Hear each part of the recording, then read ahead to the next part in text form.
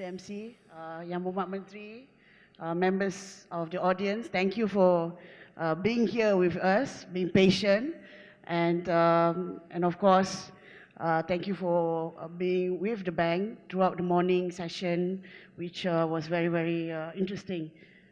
We have here in August list of panelists, which I will just go very quickly. It has already been mentioned by the MC, but it would be remiss of me as the moderator not to mention again. We have here the first panelist, Associate Professor Mark, YUEN 10, Associate Professor of Accounting of NUS Business School, NUS Singapore. Ms. RAJNI, Lead Public Sector Specialist from the World Bank. Professor Dato Dr. AISHAH BIDIN from UKM. And Dato Dr. VASEEHAR HASSAN, Regional Representative of Malaysia and Southeast Asia, Dallah Albaraka Holding Company. As the Secretary General of the Ministry of Entrepreneur Development, we have been given the mandate to look after two DFIs, Regional Development Financial Institutions, of which one is Bank Rakyat and the other is SME Bank. But at the same time, the idea is to rationalize the operationalization of the DFIs in accordance with the new policies that are coming, one of which is the Shared Prosperity Vision, which was launched by the Prime Minister and was mentioned by him earlier today, the SPV. And this is a very important public sector document which will lead us for the next 10 years in terms of aligning what is being done, both from the private as well as public sector, looking at the perspective of governance and sustainability, the issues and challenges surrounding the new shared prosperity model, what businesses in public and private sectors, listed and otherwise, can change their vision and work processes as well as talent management to respond to this new economic model. We will have a short snippet of a short video which will introduce the subject, and we will hopefully have a very productive and engaging discussion after this. See you again. The governance and sustainability of shared prosperity. The Shared Prosperity Vision 2030 is a document that outlines 10-year goal to restructure Malaysia. The Prime Minister said the initiative will adopt the shared prosperity approach by increasing the people's purchasing power and eliminating the income and wealth gap between classes, regions, and extreme disparity in supply chain. The government outlines at least 7 strategic thrusts to achieve this goal.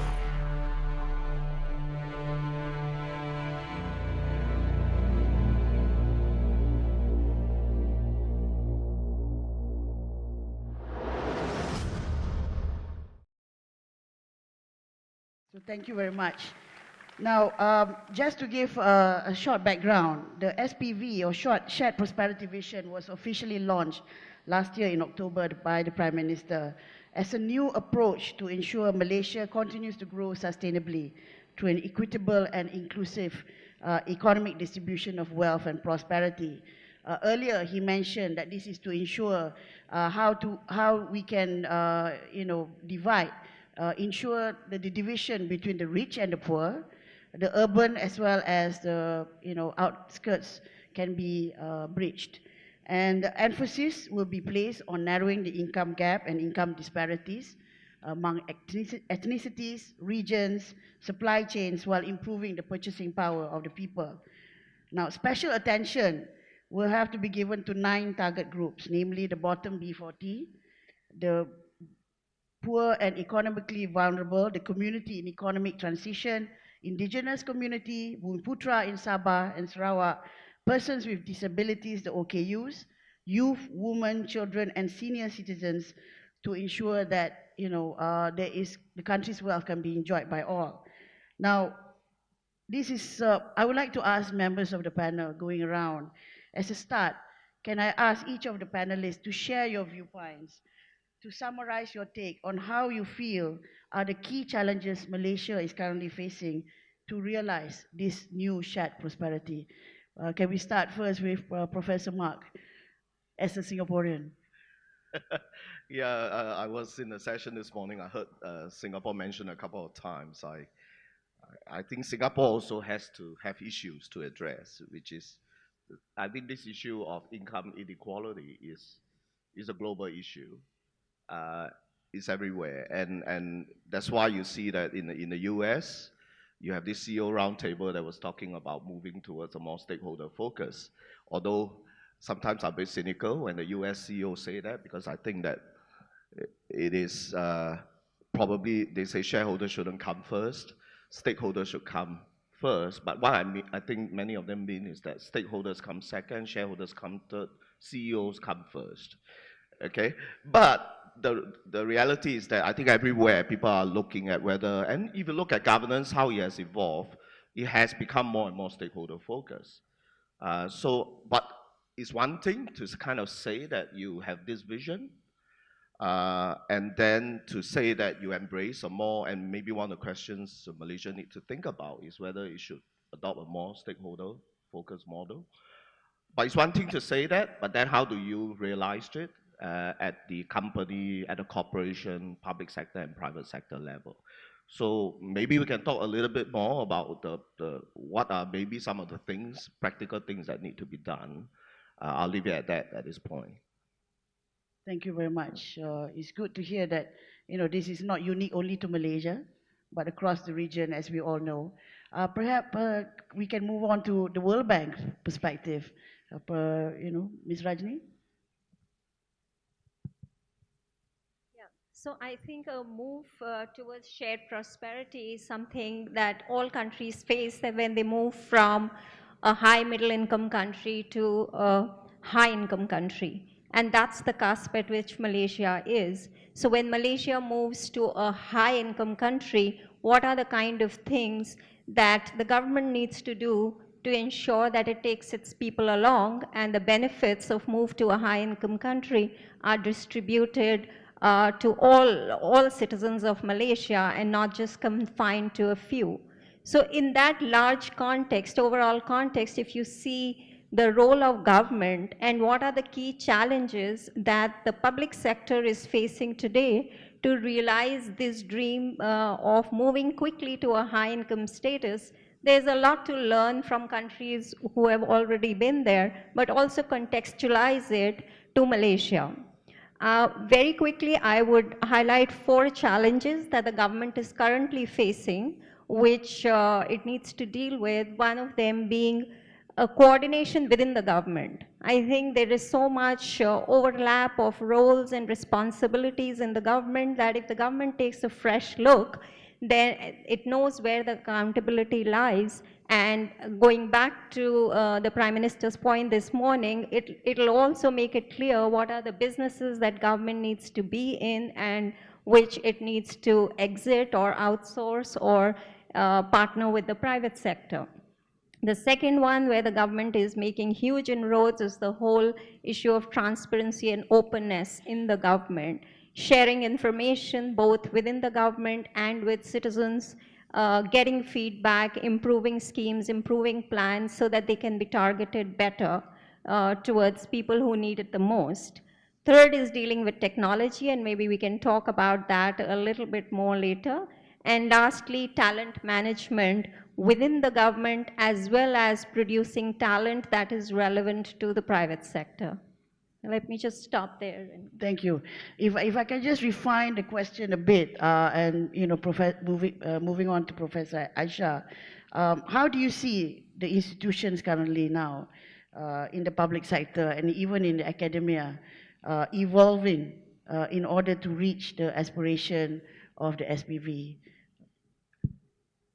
Thank you, Dato. I believe in terms of aspirations, it would be, of course, we are governed by the government of the day, and of course, for new policies, certainly there will be challenges. But at the same time, I think it's not actually reinventing the wheel. If you look at the various strategies or enablers and so forth, like for instance, the first enabler is relating to, in terms of reducing the gap in terms of income, abolition of what you call poverty and so forth. I think there are also goal 1 of SDG, for instance, talking about abolition of poverty. So I think for that matter, it's not really something very, very new, yeah, in that sense. But any new policies, I think it would also require commitment, buy-in, and effective enforcement as well. And I suppose since we are very much used to the previous system, whereas the new policy would actually focus on inclusivity, yeah, no one is left behind.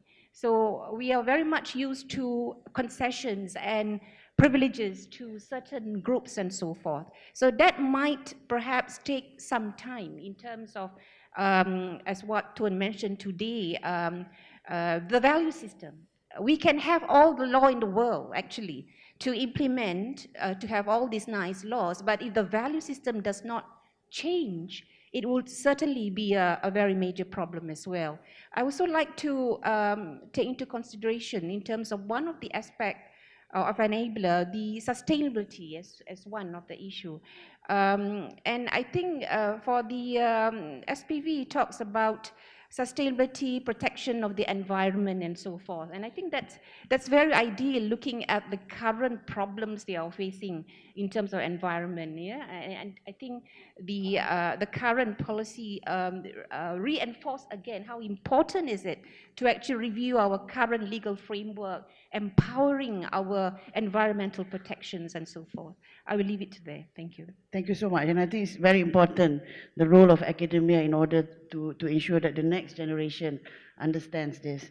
For the last panelist, perhaps I would just refine the question too. How do you see this governance and integrity culture translating and cascading across and into business processes and strategies? Because this is not just only relating to public institutions, but must also, go across into the private sphere. Thank you. I think first of all, I think the shared prosperity vision is an improvement of the Dasar Economy Baru, NEP, where we have sort of included a lot of other things which we then did not include. One of the main things is, of course, sustainable growth. And in terms of sustainable growth and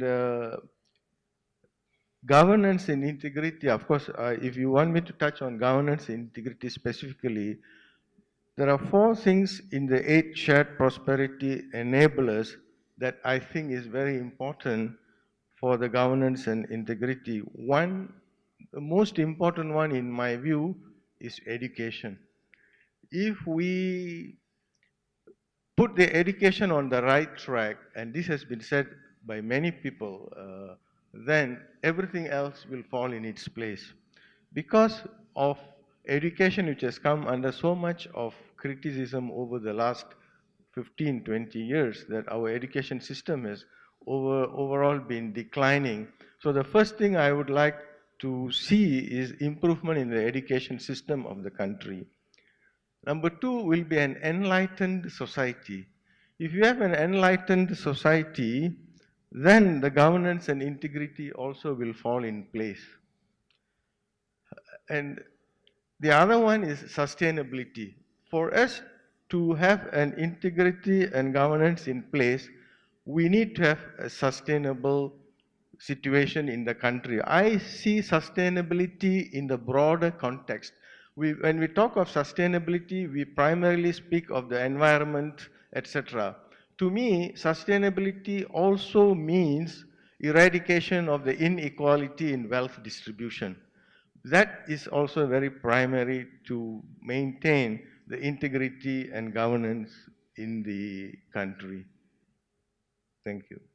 Thank you. We have covered quite a large tract of areas, and I think that brings us segue into the round two of the panel session. I've been given a long list of questions, but let's try to see how much we have time to make traction. We have only about 30 minutes left given. The next, I think, is very important. We have seen the role of government. I think the earlier session we've been talking about the role of government in JLCs, in GLICs. How do we, moving this scenario of the operationalization of the JLCs and GLICs in this era of shared prosperity? What would be the role of JLCs and GLICs in terms of realizing SPV? Is it just based on less plastic, no plastics, by JLCs, or beyond that itself? Maybe we can start with World Bank's perspective. This is your agenda. Okay. Our agenda on GLCs actually is mostly looking at the governance and the governance structure of GLCs.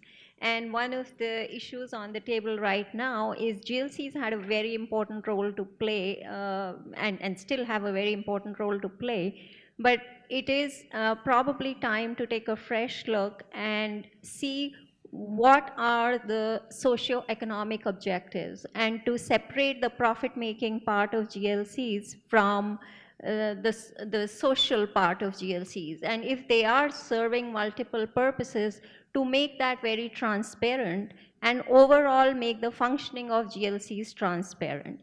In terms of the specific sustainability agenda and especially related to environmental sustainability, I think government itself world over is one of the largest producers and consumer of services. And in that context, setting the broader framework and the structure under which not just the GLCs, but the overall private and public sector operate, setting the right policies and the institutional structure to oversee those policies is quite critical. Well, that goes back to the question that was asked by Dr. Noripa earlier. Do you still think that there is a role for government in GLCs? Maybe, take it? Yeah. Okay. As I say, Singapore was mentioned just now, and I think people say in Singapore the government is still very involved in business. Actually, in Singapore, there is a disquiet. I'm one of those who, 20 years ago, I wrote a letter to the newspaper. I was advised it's not a very wise thing for academics to write letters to newspapers saying that the government should get out of business. 20 years ago, I wrote a letter. And Temasek at that time replied to my letter and said, it's not time yet. Okay, we will do it in a phased manner. If you ask me today, the Singapore government is even more involved in business through Temasek or GIC, particularly through Temasek. And I think sometimes people externally don't see what's happening in terms of internally in Singapore. In Singapore, is it really true that you do see GLC boards with former ministers who are appointed to chair GLC boards? In fact, I almost see a reversal because for a time it was much more private sector. Now you see more senior civil servants or former ministers appointed to GLC boards. You see former army generals being appointed to become CEOs of GLCs.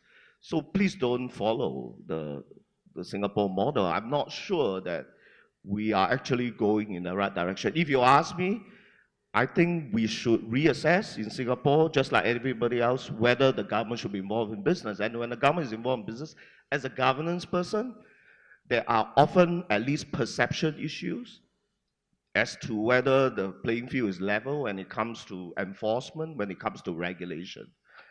So I think that there are, like Temasek, for example, today describes itself as an investment company, and it invests a lot in overseas. And then they, of course, have those investments in those GLC. I mean, the question sometimes is, Does it still need to own 60% of Sintel, for example? That maybe should be a question that should be asked, but does it still need to own 30% of DBS, for example, in terms of a bank? I don't think we have asked these hard questions yet, and maybe we also need to ask those. So I think Malaysia, like Singapore, need to ask those questions, and I don't think the government, my view is that the government ideally should not be too involved in business. Thank you. If I can actually respond to your question in terms of the role of government GLC, if I can look at more on a business and human rights perspective, what I'm doing previously, it's just that GLC can be the leading examples.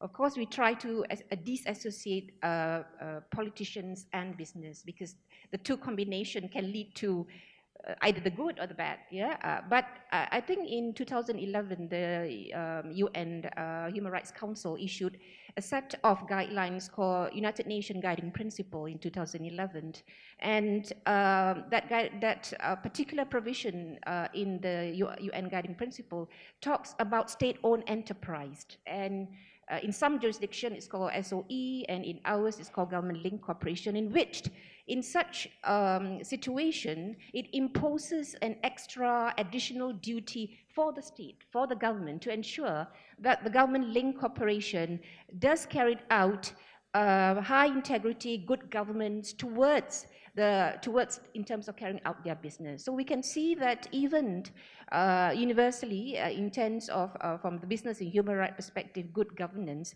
it seems that if it's actually owned by government-linked state corporations, in fact, I think the responsibility should be greater in that sense.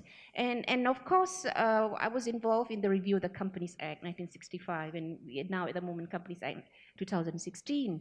And we have all the laws, I think, that governs all the administration of companies. We have the Whistleblowing Act, we have the MECC Act. So the law is in place, but the question is whether it suits all different types of companies, because the GLC or the SOE is a different structure of dynamics altogether. It was actually established for certain purposes. So in that sense, although I think one size does not fit all, you must also look into in terms of the size, structure, the ownership, the types of activities, the geographical location, it's all. So I have to say that, of course, community, the public would look into the stature of GLC as leading examples, because the state is there to guide them. And I suppose the responsibility is much greater there. Yeah, thank you. Thank you. This question always has a life of its own. So thank you, Professor. I think we do, personally I do agree on that. I think the duty of care for public institutions, be it GLC or GLICs, when you have that kind of responsibility, is greater than a purely commercial institutions. So I think that's what Bank Rakyat today is doing its part with regards to SPV and SDG. But maybe, sir, you want to add anything before we move on? I have my views on GLCs, etc. You see, historically GLCs came into being because of certain weaknesses in the economic system. For example, the origin of GLC in Malaysia is because a certain segment or a certain race, the Bumiputra race, was unable to compete with the non-Malays in this country, and therefore they were lagging behind in economic prosperity. And so originally the state enterprises were there as a temporary measure to be held in trust to be sold to Bumiputras when the time was right. So I treat the GLCs like the non-performing asset department in a bank. It has to be a temporary thing. When the non-performing assets are fully recovered, then there is no need for us to have a non-performing department. But during my days in banking, we never had a bad bank and a good bank. This came into practice only after the 97-98 financial crisis, when the assets of the banks were so large that we had to create And until today, this NPA is a big problem. So we need to get rid of this. It should not be a permanent thing. So the GLCs are there for a temporary measure until the society is able to absorb. So there are certain projects maybe in the early stages, private sector is not able to implement, and then the government steps in, but over time they should be privatized and sold. In the early 80s, the North-South Highway, which was a major project, was privatized, and it became a very successful entity until the 97-98 crisis came. So we should treat the GLCs as a transformation or as a kind of a transition, and then entirely should be sold to the private sector when the private sector is ready. That's my view on this. Thank you. Some interesting views there. We have 19 minutes. Can I just move on to another potent question, which is about pay and remuneration? You know, the alignment between market-based economy and the shared prosperity, inequity and executive pay divide. You know, with 26 billionaires owning wealth equivalent to half the population in this planet, in your view, in each of the members of panel view, how does a market-based economy recalibrate to ensure that the marginalized are brought back into the fold of societies and no one gets left behind? In short, what sort of governance structure must we in the government, as well as perhaps the private sector, rethink with regards to remuneration and reward systems? Can I jump in here? I think a lot about remuneration issue, not because I always think about money, but you see, one of the things I guess to revisit, sometimes when we look at what's happening, we say maybe we have to revisit ideas that we cast aside, like the concept of broad-based employee stock ownership. You know, when I was a young academic, this thing was frowned upon. Is employees don't really have an impact on the total, little impact. So broad ownership is very dilutive from a shareholder point of view. But if you take a shared prosperity point of view, it makes sense. It may make more sense in terms of having broader employee ownership. That's one.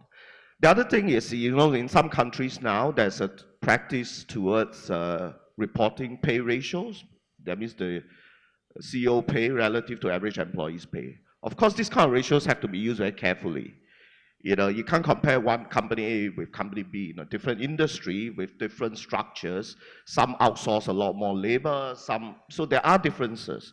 But I think it's useful for a company to track that over time and to say, are we creating a gap over time between those people at the very top? And then within companies, probably you should look at if every year you put aside 5% of your bonus, of your profits into a bonus pool to distribute. Look at how that 5% is distributed to different levels of the organization. Let me give you an anecdote. When I was a vice dean at the NUS Business School 15 years ago, and we were talking about, we're looking at employees' pay, and at the time we're looking at bonuses. And we used to have this system where everybody gets bonus is a function of, it's always number of months of your pay. So if let's say you are a full professor and you are paid 20,000 a month, at maybe 3 months of you get a 3 months bonus, that's 60,000 bonus. But if somebody is owning, an administrative staff is owning $600, you know, 3 months, you know, you use this the same system, what you do over time, you keep widening the gap. And then you have a senior professor or junior professor. We change the system. The dean and myself, and that's where you need that leadership, because the dean and myself sat down and say, we should reform it. So we proposed to the university, we just have a flat bonus. In other words, depending on whether you're assistant professor, associate professor, or full professor, if you meet certain criteria on teaching service and research, $10,000 for each of those criteria or whatever. It doesn't matter what level you are. And part of the reason why we did that, we were concerned about that you keep increasing the pay of those people who are already paid very much. You know, and I remember having debates like, why are we debating, should we increase? Sometimes we read ridiculous discussion, like somebody is paid $1,000 a month, and you debate at length about whether the person should get a 5%, 10% increase. I say, why are we wasting our time? The amount is so small for that person. So I think maybe companies need to rethink the whole area of remuneration. And these are just some thoughts I have. Thank you. Can I open it to other members of the panel? You're asking about governance, what kind of governance that we have in terms of incentive and remuneration. I suppose the key essential issue here is transparency and accountability. What amount of remuneration that you've given to the members of the board, it must be justifiable. And if there is a question in terms of why it's getting more or not, it should be merit-based, because everybody's clear in that sense, or whether it should be subjected, to the consensus of the general meeting or so forth. So I think that part of commitment or transparency should be there, to prevent other forms of manipulation. But we do realize that there are, of course, the marginalized group that will not be able to go far. So I think in that sense, if they can perform, then incentive and motivation is important for different types of companies. As I said again, the principle might be the same as we promote and empower transparency, accountability, and integrity. But the manner in which it applies in different situations might be different depending on the structure of the organization. And to that extent, I do believe one, of course, I am very concerned, of course, is the gender issues, for instance. There are, of course, debate to say that, well, if it's a lady CEO, is she being paid equally? If the fact that based on, if it's a male CEO. So again, issues like gender empowerment, rights-based issue is also important, because at the end of the day, it's merit-based, it's how you perform. At the same time, you should not also sideline for those who are trying very hard, but perhaps the quota is limited. So you give incentive and motivation for them to also be together in the whole structure. Yeah. Thank you. And that's why we need to ensure wider representation of genders in boards as well as higher management. Can I just move slightly to poverty and multi-level poverty index? And I think this has been a subject of much discourse of late. We'll not get into the exact data of it, but rather I would like to hear your views on the reform agenda which the public and private sector must focus on to eradicate poverty and inequity. Perhaps not so much in Malaysia, I think, but it is an issue that is gaining traction, especially with more social consciousness. So maybe, ma'am?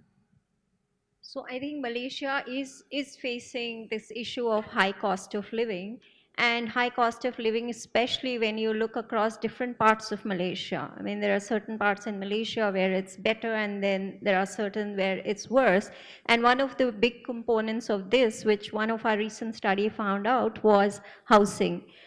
And what has thus the government been doing in the past to address inequalities and to reduce poverty? So some of the measures have been very spontaneous, some ad hoc, scattered, uncoordinated, because these are knee-jerk reactions to trying to address one problem here, another one there. In the end, the parts are not adding up to the sum. And so where do we go from here? I think a very clear demarcation on what can be done in the short term, what can be done in the medium term, and what is the long-term solution to this issue is going to help the problem. In the short term, of course, you need to create some social safety nets, have better targeting, look at the extremely marginalized and the B40, and have very specific measures for that. In the medium term, I think once again, my first point about coordination, where agencies need to come together to have a coordinated approach, because if you have a housing plan and a food plan and education subsidy, how does it all come together for the ultimate beneficiary? And so there needs to be much better coordination. But the longer term measures are definitely about increasing market competition, increasing jobs, and increasing productivity, both in the public and private sector, which is going to enhance shared prosperity, which is going to lead to reduction in poverty.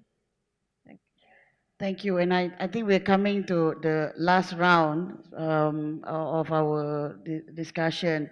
And I know that I'm not missing anybody, the last panelist, but if I can just ask the last question to all, and basically your views, because as we see it, the shared prosperity model is talking about a more enlightened society for Malaysia. Yeah, and what would you say? And this is your own personal view. How far do you think um, would encapsulate a more enlightened society in Malaysia? What sort of governance structure must there be for Malaysia in order to achieve this target by the year 2020, by the year 2030? And because while the SPV is there, I know there's a lot more details that needs to be worked out in order for us to achieve from MED. We're looking at it from an entrepreneurial perspective, but it would be interesting to hear as a government officer what you think we should be focusing on in order to realize SPV and in order to create a more enlightened society in Malaysia. So can we start with the last panelist? Thank you. Thank you. See, the enlightened society is very important. That lifelong learning is one of the key ingredients to become an enlightened society. In Malaysia, we have always been noted as a society where there is little reading, so we should encourage people to read more and go back to school. Even the CEOs and the management team should be going back and forth periodically to get more knowledge of whatever is happening around the world. But the problem of enlightened society is when greed comes in, then a lot of things are destroyed as an enlightened society. Although US has contributed a lot to the world, it is also the source of the biggest contributor of greed to the world. You see, when the British sandwich, if you look at it, compare the sandwich of the British and the American sandwich, you know what I'm talking about. And the coffee or the tea cup of the British, and then the tall coffee cups that you buy from the coffee places now, shows how people have become greedy over time, and that has to be sort of reined in to bring enlightenment to the society. That means what we have is good enough. Don't aim to be too greedy in some sectors. Working hard is different, but trying to be greedy is not something that we should aspire. And if we control that, then enlightenment should be easier to implement in the society. Thank you. It is, you never look at a sandwich the same way again. But that's very interesting because, it's not so much the one more, but how you can, look and do more for your neighbors. Professor?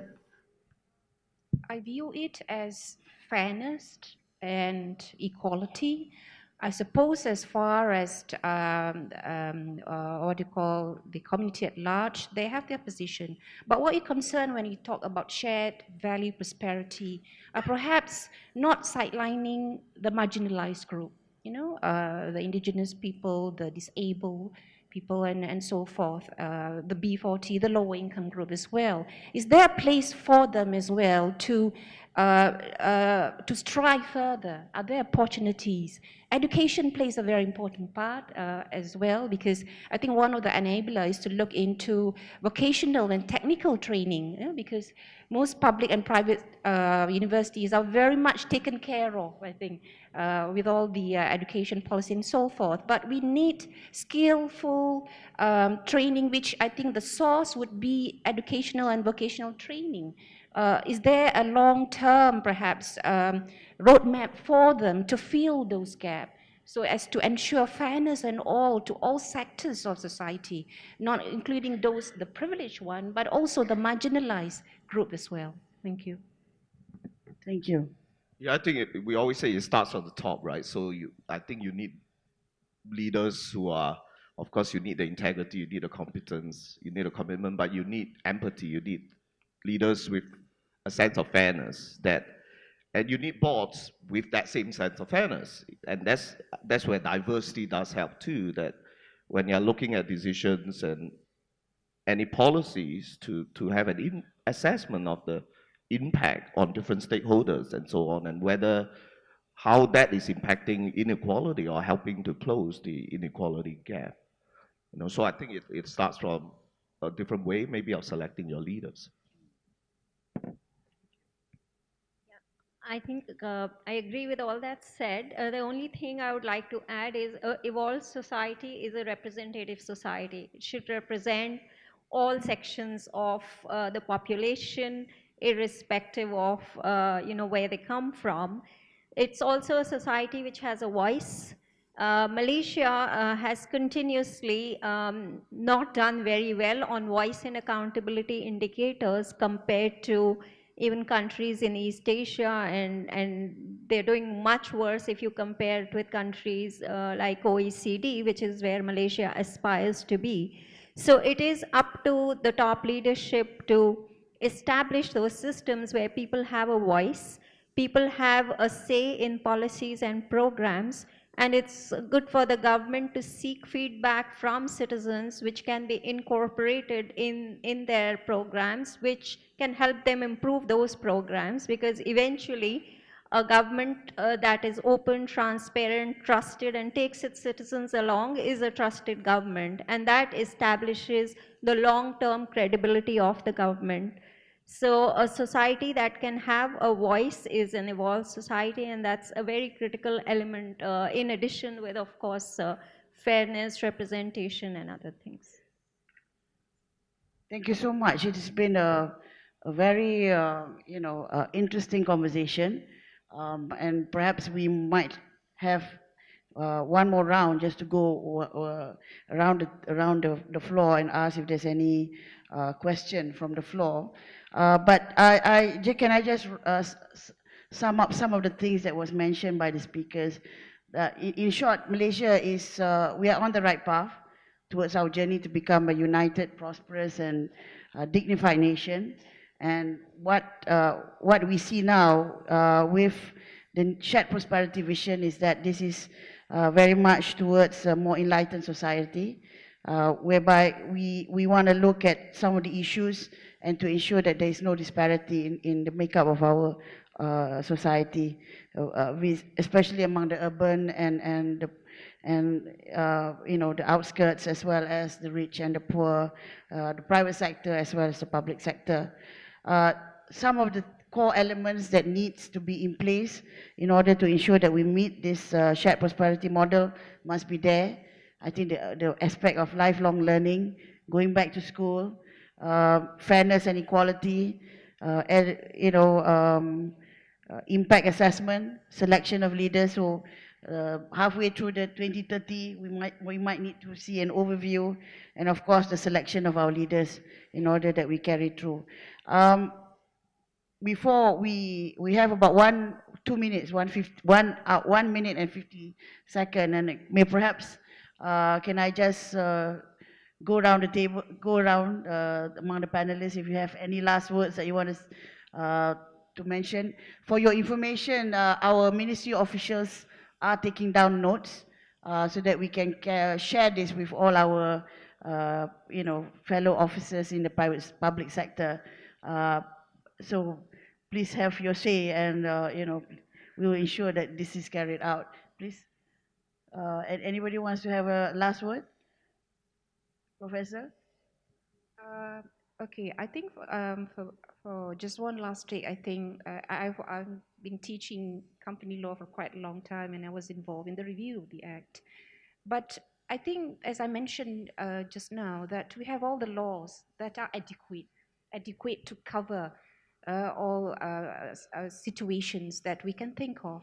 But the enforcement that goes with it must also be at par, effective enforcement. And when you talk about SMEs, because when you talk about empowering businesses, from that particular level of growth. SMEs actually, I mean, we have about 1.3 million companies which are registered with SSM, and 90% of them is as SMEs. Now, my question where I actually deliver training and courses is that, do these smaller, medium companies actually are trained, what you call followed in terms of the various legal challenges and developments of what's happening in business and the law itself? Because perhaps I think the larger ones might not have that problematic because they might have allocations for training and capacity building. But now we're looking about the smaller companies in which they have some financial constraint, even in terms of approval of loan. I mean, the second enabler talk about financial capacity and so forth. So the manner in which we treat some sectors which requires very focused attention, I think is very important when we're looking into shared prosperity value and so forth. You know, we have, as I mentioned ago, the law is there, it's in place, but effective enforcement and how we deal with the situation with different levels of stakeholders is also important as to ensure that the shared prosperity is fair in the first place. Thank you. I won't take any of the panelists' time to answer that question, but we hear you. Dato' Doctor, you want to add anything? Yes, I would just like to add one short point. One of the shared prosperity factors is Rakyat is united while celebrating ethnic and cultural diversity as the foundation of the nation state. That's one of the key things in the shared prosperity vision. Here, in terms of unity, my view is that politicians are the people who are creating more disunity than unity, and they need to be more careful in creating unity. If they do that, then the Rakyat will be united. Thank you. Thank you.